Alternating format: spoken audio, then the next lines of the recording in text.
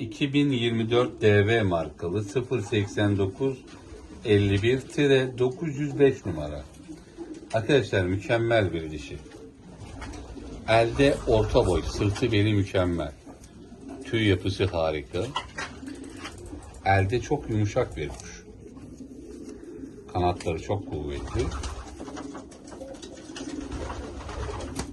Maşallah çok iyi bir orantı, çok iyi bir kas yapısı, her şeyiyle arkadaşlar 100 numara bir kuş. Beğenmeyeni iade garantili, alana hayırlı olsun.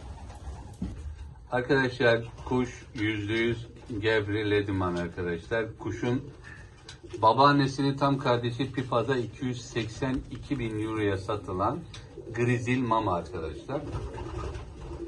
Şu an Avrupa'da önümüzdeki yıllarda birçok organizasyonlarda göreceğimiz, başarılı olacağına inandığımız ırklardan biri. Her şeyle mükemmel bir kuş, alana hayırlı olsun.